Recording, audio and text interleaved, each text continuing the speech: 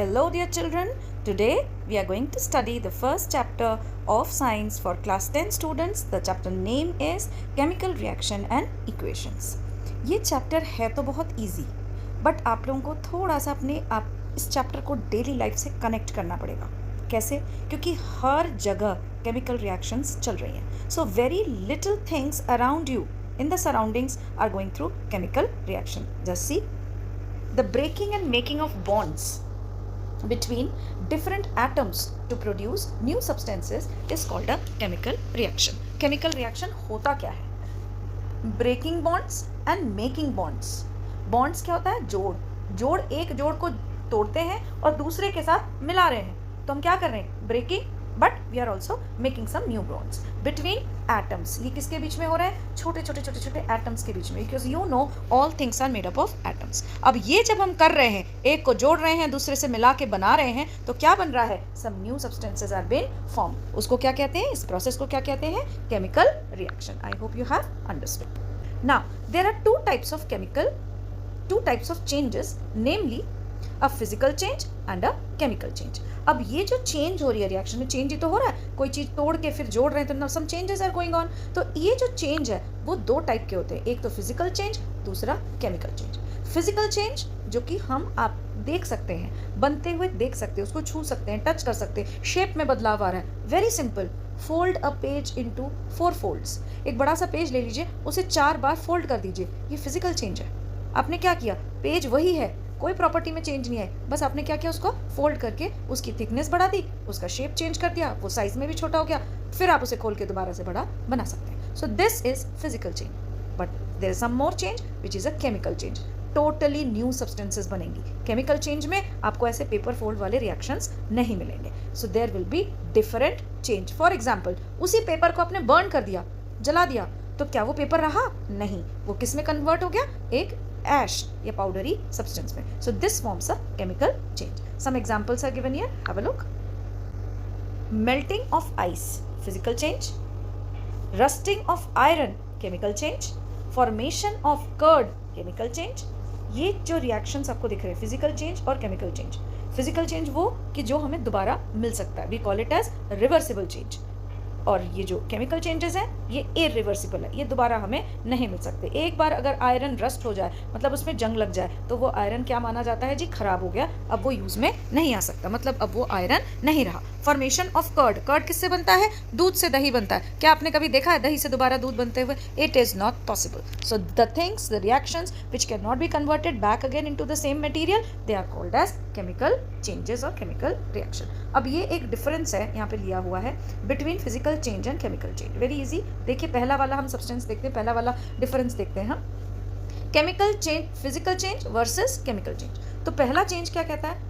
Changes which is temporary. Temporary means दोबारा बन सकता है, परमानेंट नहीं बन रहा. जबकि केमिकल चेंज क्या है? परमानेंट. बहुत ईजी है, आप इसको डिफरेंस बिटवीन में यूज कर सकते हैं. No new substances form, the second point. Okay, no new substances form means कोई नई चीज तो बन नहीं रही. मैंने अभी आपको बताया, पेपर को फोल्ड करेंगे तो रहेगा तो वो पेपर ही ना.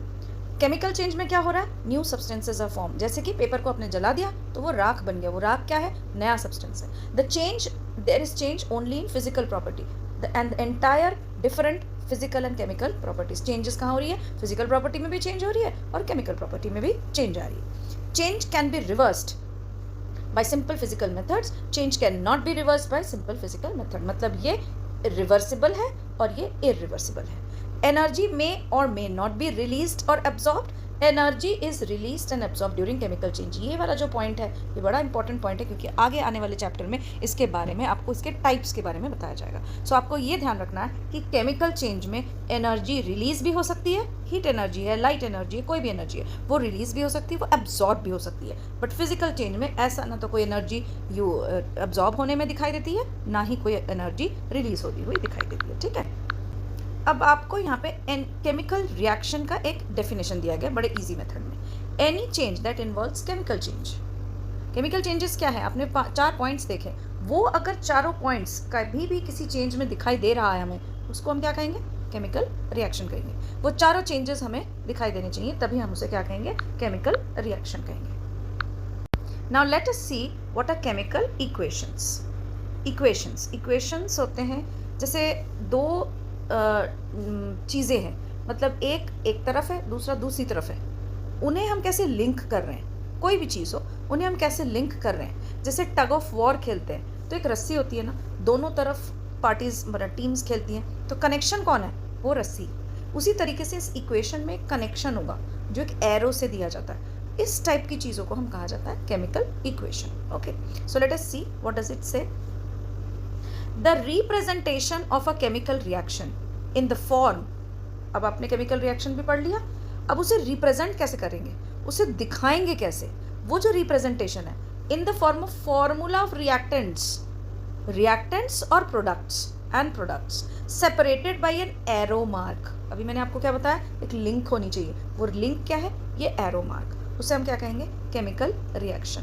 मतलब क्या हुआ इसका कि जब भी हम कोई केमिकल रिएक्शन लिख रहे हैं तो उसमें फॉर्मूलाज होंगी, पहली बात तो हर जगह उसमें फॉर्मूलाज आएंगी, ठीक है। और फॉर्मूलाज किसकी होंगी, रिएक्टेंट्स की भी होंगी और प्रोडक्ट्स की भी होंगी। रिएक्टेंट्स कौन होते हैं, जिनका हम इस्तेमाल करके केमिकल रिएक्शन बना रहे हैं, और प्रोडक्ट्स कौन है, जो नई चीज़ बन रही है, और इनके बीच में बॉन्ड क्या है, ये इक्वेशन क्या है, ये एरो। इस तरीके से एक केमिकल इक्वेशन को लिखा जाता है। अब केमिकल इक्वेशन के टाइप्स देखिए, वर्ड इक्वेशन और केमिकल इक्वेशन। वर्ड इक्वेशन क्या होता है, जब हम वर्ड्स में लिख रहे हैं, इस तरीके से हमने फॉर्मूले का इस्तेमाल नहीं किया है, और ये देखिए ये लिंक एरो, तो हमने यहाँ पे क्या लिखा है, रिएक्टेंट्स लिखा है।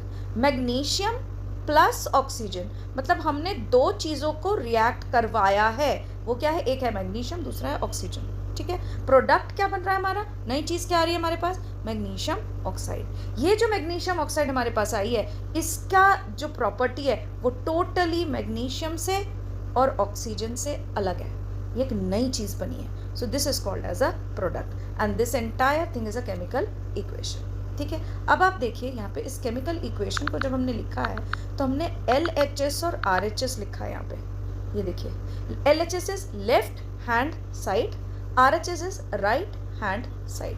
हमेशा ध्यान रखिएगा एरो के लेफ्ट साइड में रिएक्टेंट्स रहते हैं और राइट साइड में प्रोडक्ट बनता है। Don't join them, in between there is an arrow which makes the equation. Okay, so this is how we write any chemical equation. अब इस chemical equation में हमने words लिखा है तो इसका नाम है word equation।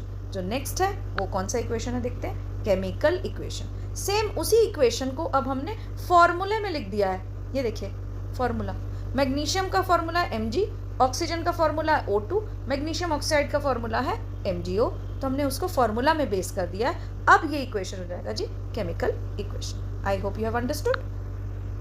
अब इस केमिकल इक्वेशन को हम बैलेंस करते हैं। Balance means left hand side को राइट हैंड साइड के साथ मैच करेंगे। प्रोडक्ट्स डिफरेंट होंगी, रिएक्टेंट डिफरेंट होंगे, हम मैच क्या करेंगे, हम उनके नंबर ऑफ एटम्स को मैच करेंगे। Let us see what we are doing. The same number of atoms of each element on the left hand side, that is the reactants, and the right hand side, that is the products of the equation, ये same number करना है, ठीक है। Balance का मतलब क्या है, एक तराजू में जब हम चीज़ें वे करते हैं, वजन करते हैं, तो हम ये देखते हैं कि तराजू बिल्कुल सीधी रहे, कहीं से भी झुके ना। तो उसी तरीके से हम इन एटम्स को भी क्वांटिटी में सेम करते हैं और उसको कहते हैं balanced equation. Check this, magnesium and oxygen, बहुत आराम से इसको आपको देखना पड़ेगा और ध्यान से भी देखिएगा। देखिए हमने कैसे बनाया है इसको, मैग्नीशियम और ऑक्सीजन ये लेफ्ट हैंड साइड में है और राइट हैंड साइड में क्या है, MgO मैग्नीशियम ऑक्साइड। अब लेफ्ट हैंड साइड में कितने मैग्नीशियम है, 1, कितने ऑक्सीजन है देखिए 2, ये लेफ्ट हैंड साइड का सारा डेटा। और जब हम राइट हैंड साइड में जाते हैं तो हम देखते हैं एक मैग्नीशियम है, ठीक है, और एक ही ऑक्सीजन है। तो यहाँ पे आपको दिखाई दे रहा है ना कि ऑक्सीजन इधर एक कम है, there is a less number of oxygen here. अब ये जो ऑक्सीजन का एटम लेस हुआ है ये रिएक्शन में नहीं हुआ है, ये हमारे राइटिंग की प्रॉब्लम है, तो हमें राइटिंग में बैलेंस करनी है। रिएक्शन में ये सही से बैलेंस हो रहा है, वो आपको लास्ट में दिखेगा। जैसे हम राइटिंग कंप्लीट कर लेंगे, इसको बैलेंस शीट बना लेंगे, तब हमें वो ऑक्सीजन भी मिल जाएगा जो यहाँ मिसिंग है। देखिए कैसे। अब हम फिर से दोबारा से लेफ्ट हैंड साइड में जा रहे हैं। अब लेफ्ट हैंड साइड में 1 मैग्नीशियम था और 2 ऑक्सीजन थे, और इधर 1 मैग्नीशियम था और 1 ही ऑक्सीजन थे। देखिए ये रहा इक्वेशन। हमने क्या करना है, 2 ऑक्सीजन के कारण, 2 ऑक्सीजन हमें चाहिए ना, हमें 2 का कोएफिशिएंट लगाना है। आप हमेशा ध्यान रखिएगा, कभी भी ऐसे नीचे हम 2 नहीं लगा सकते कि ऑक्सीजन को तो 2 करना है तो ऐसे लिख देते हैं। We can never do this, we have to make it into coefficient. Coefficient क्या होता है? ये जो नंबर है ये मैग्नीशियम के साथ भी मल्टीप्लाई होगा और ये ऑक्सीजन के साथ भी मल्टीप्लाई होगा। So we need to know that whenever we are writing a chemical equation, we can not write like the way I told you at the back or at the bottom or as exponent. So let us see what is to be written. Balancing of equation. अब हमने balancing कर ली तो देखिए यहाँ पे coefficient बन गया, ये रहा कोएफिशिएंट। अब देखिए मैग्नीशियम लेफ्ट हैंड साइड में कितना रहा 1, ऑक्सीजन तो बैलेंस हो गया 2। अब देखिए यहाँ पे 2 मैग्नीशियम है और जैसे मैंने आपको कहा था कोएफिशिएंट मल्टीप्लाई होगा तो यहाँ पे ऑक्सीजन भी 2 हो गया। अब देखिए यहाँ 1 रह गया, यहाँ 2 हो गया, 2 and 2, the balancing has to be done here. Now what we are going to do? Again we are going to make the coefficient. Here 2 हम coefficient मैग्नीशियम में लिख देंगे, मतलब उसके सामने लिख देंगे। तो अब यहाँ हो गया 2 मैग्नीशियम, यहाँ पे हो गया 2 ऑक्सीजन, यहाँ पे 2 magnesium and multiplied here 2 oxygen. Our equation is balanced. तो जब कोई केमिकल रिएक्शन बन रहा है ना तो ऐसा ही बन रहा है। ये जब बन रहा है तो बिल्कुल ऐसा बन रहा है, पर जब हम लिखते हैं, क्योंकि हम फॉर्मूला बेस्ड लिख रहे हैं, ठीक है, तो हम फॉर्मूला बेस्ड जब लिख रहे हैं तो हमारे राइटिंग के बैलेंसिंग शीट में इशू आ रही है, तो इसीलिए हमें उन्हें कोएफिशिएंट नंबर्स के अकॉर्डिंग प्रॉपर बैलेंस करना पड़ेगा। So when you do some practice regarding it, see it again, this video you can see again and again to make your balancing proper. Now balancing of some equations, here you get some equations, इसको आपको balance करना है, इसको आपको खुद try कीजिए and my next video I will definitely tell you what is the answer to this balancing equation. Till then stay tuned, thank you, good bye.